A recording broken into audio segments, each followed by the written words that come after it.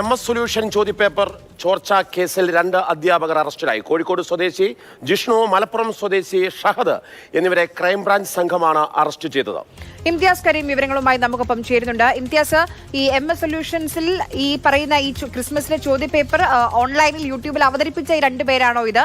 ഇവർക്ക് ഇതുമായുള്ള ബന്ധം എന്താണ്? ആര്യാൻ മാർഷൽ, മലപ്പുറം സ്വദേശിയായിട്ടുള്ള ഫഹദും അതുപോലെ തന്നെ കോഴിക്കോട് സ്വദേശിയായിട്ടുള്ള ജിഷ്ണവും ആണ് ഇപ്പോൾ ക്രൈംബ്രാഞ്ച് സംഘത്തിന്റെ അറസ്റ്റിലായിരിക്കുന്നത്. ഇന്ന് ഉച്ചയോടെ തന്നെ അവരുടെ അറസ്റ്റ് രേഖപ്പെടുത്തുകയും ചെയ്തു. ഇവർ MS സൊല്യൂഷൻ പ്ലാറ്റ്ഫോമിൽ ലൈവിൽ വന്ന് ക്ലാസ് അവതരിപ്പിക്കുന്ന ആളുകളാണ് ഈ 2 പേരും. ഇതിൽ ഒന്നാം പ്രതി ഷുഹൈബാണ്. ഷുഹൈബിന്റെ അറസ്റ്റ് നേരത്തെ തന്നെ ഹൈക്കോടതി മുൻകൂർ ജാമ്യാപേക്ഷ പോയ സമയത്ത് ഹൈക്കോടതി തടഞ്ഞിരുന്നു.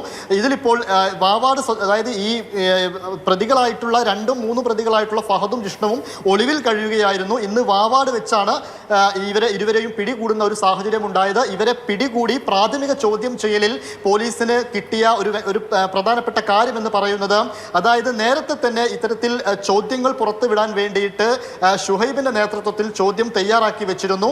അത് ഇവരെ കൊണ്ട് സമ്മർദ്ദം ചെലുത്തി നിർബന്ധിപ്പിച്ചാണ് ഇരുവരെ കൊണ്ടും ലൈവിൽ ഈ ചോദ്യങ്ങൾ അവതരിപ്പിച്ചത് എന്നാണ് പ്രാഥമിക ചോദ്യം ചെയ്യലിൽ അന്വേഷണ സംഘത്തിന് വ്യക്തമായ ഒരു കാര്യമെന്ന് പറയുന്നത്.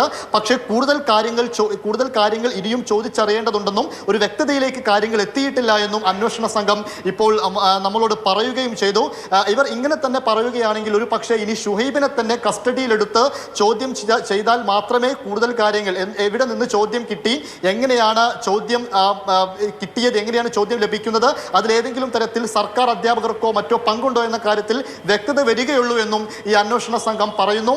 അതേസമയം ഈ 2-3 പ്രതികളായിട്ടുള്ളവർക്ക് അന്വേഷണ സംഘം ഒരുപാട് ദിവസമായി ഇവർ അന്വേഷിച്ചുകൊണ്ടിരിക്കുകയായിരുന്നു. പലപ്പോഴും ഇവർ സിം മാറ്റുകയും ഫോൺ മാറ്റുകയും അതോടൊപ്പം തന്നെ തമിഴ്നാട്ടിലും കർണാടകയിലുമായിട്ടൊക്കെ പല സമയങ്ങളിൽ ചർച്ചയിൽ നടപടികളിലേക്ക് കടക്കുകയാണ് അന്വേഷണ സംഘം. 2 പേർ ഇപ്പോൾ അറസ്റ്റിലായിട്ടുണ്ട്.